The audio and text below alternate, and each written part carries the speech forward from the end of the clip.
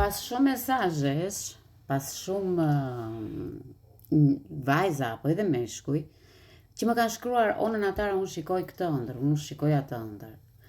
Dhe duan që unë t'ua interpretoj disi në mesazhe, por mua më vjen shumë keq ndonjëherë që nuk kam kohë të kthej përgjigje të gjithëve. Okej, por nëpër video që unë kam hedhur më poshtë, vitet 2023, 2024, 2025, kam treguar disa simbole, por me sa shikoj nuk i keni parë ato video. Gjithsesi, unë ju përshëndes në radhë të parë, faleminderit që më zgjidhni dhe më dëgjoni, ju përqafoj të gjithëve kudo që jeni, është diçka shumë, është një ndjesi shumë e veçantë. Prandaj mora edhe këtë moment kohë që të shpjegoj disa, do me dhe sa të nëzër kjo video, nuk e di. Një vajzë më ka thënë si kur ka parë ujë, dhe në fakt ishte duke mbushur ujë, ose dëgjonte rrjedhën e ujit, ose varet nga gjendja e saj, e çdo personi që shikon atë, nga gjendja që përfaqëson ai njeri atë moment, nga ana emocionale. Uji i pastër, gjithmonë që se mbani mend këtë fjalë, uji i qetë dhe i pastër, tregon që ti këtë moment ke nevojë për një paqe të brendshme dhe ke nevojë për qartësi për çdo lloj vendimi që do marrësh në të ardhmen. Nëse ti shikon detin me dalgë ose ujin e turbull që po kalon ose po e shikon, je ti në gjendjen emocionale, po kalon disa periudha të pasigurta në jetën tënde dhe je duke u mbytur nga emocionet dhe nuk po i shpreh dot ashtu siç duhet. Prandaj, nëse ti po përmbytesh në këtë ujë në ëndër, do të thotë që ti je mbi ngarkuar nga përgjegjësitë e tepërta. Një vajzë tjetër më tha, "Onëna, taro pash veten sikur kanë fluturuar." Okej. Ke nevojë për liri, ke nevojë për çlirim, ke nevojë sepse në jetën tënde ke shumë pengesa. Dhe fitimi i një perspektive të re është fluturimi, të fluturosh, sepse ti ke barikada në jetë. Nëse po fluturon me lehtësi, do të thotë që po kontrollon situatën tënde në jetën tënde reale. Gjithashtu, një vajzë më tha, kisha hipur në majtë një kulle dhe unë i kam të shënuara në fletë, sepse nuk mundet gjithë ditën t'ua shpjegoj me mesazhe. Prandaj po i mbledh këto të gjitha këto. Më thotë rash nga një lartësi muri.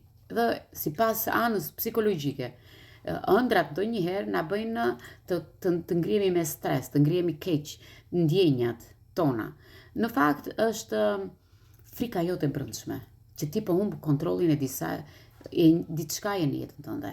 Mund të jetë në punë, mund të jetë në lidhje, mund të jetë në martesë, mund të jetë në ana financiare, por është një sinjal që ti duhet të ulësh pritshmëritë e tua dhe të qetësohesh, merre veten me qetësi, me dashuri, përqafoje veten tënde dhe mos ki frikë nga asnjë gjë, se s'mund të ndodhi gjë. Shumica e vajzave më tregojnë dhe këtë që në Nataro edhe mua më vjen keq sepse mua më ka ndodhur vetë në ëndër të tillë. Kam parë në ëndër dhëmbët që më bien. Zemrat e mia, mua si individ, si person. Kur unë shikoj më bien dhëmbët dhe më dhëmbin, më ka ndodhur vdekje. Mua, po varet nga individi gjithmonë. Sepse shumë njerëz trëmben nga kjo, nga kuptimi i kësaj ëndre. Pse? Sepse çdo gjë psikologjike.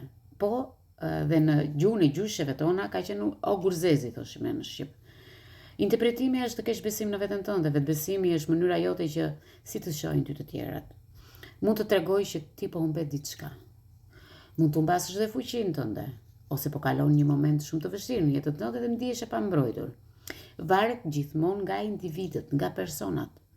Unë e thash pak më sipër që kur unë shikoj këto lloj ëndrash, më ndodh një vdekje në familje, në fis, në shoqëri, kur të dhëm, kur s'të dhëm, mos ki frikë, është diçka që do ta dëgjosh dhe kaq. Janë lajme televizive që i themi në shqip. Vem kur kemi një provim. Ju që keni patentat ose këto që merrni pasaportat, gjithmonë më thoni, "O Natar, ose e pash në ëndër sikur se mora ku diun." O zemrat e mia, shkolla e jetës ka mbaruar. Ju se keni kuptuar akoma. thjesht është ajo adrenalina e momentit. Është një ëndër që rikthehet në jetën tënde përsëri, që ti në atë kohë nuk ja dole dot dhe tani ka ardhur përsëri që të shtyj ty të ecësh përpara. Interpretimi i personit që po bën një provim, çfarë do lloj provimi që mund të jetë dhe e shikon ëndër, është fatura e gjykimit nga të tjerët dhe frika se të tjerët do të gjykojnë, partnerja, familjarët, fëmijët, bashkëshorti, ku të di unë çfarë mund të kesh. Por ti je në lartësinë e duhur, okay? Dhe thjesht kjo gjë mund të jetë një sfidë për ty përpara. Gjë që unë e kam frikë, domethënë, dhe e them hapur. Po më i kam frikë të vetë të ulem për momentin, sepse kam frikë se mos u mbas, jo se nga fjalët e tjerëve, mos u mbas. Ajo është që ti ke një frikë, plus që ke frikën e vetës tënde, po ke frikën dhe të tjerëve mos të gjykojnë. E fundit, ta lexoj çfarë thotë këtu, e 6-ta, gjarpri. Gjarprind të kemi kudo, të gjithë i shikojmë gjarprind. Varet nga ndjesia, para një javë dhe unë kam parë trupin tim sikur më të shponi një gjarprind të vegjël. Cëk. Mund të jetë një që ne shikojmë në për scrollet tona gjatë ditës dhe truri jonë e përpunon na e sjell në ëndër natën. Një kjo. Si puna ime atë ditë, domethënë.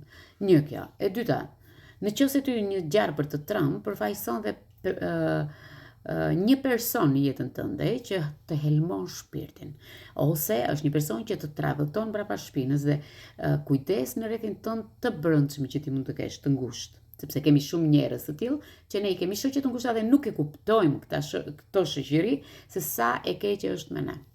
E dyta, nëse është gjarpri i qetë, simbolizon shërimin tënd shpirtëror.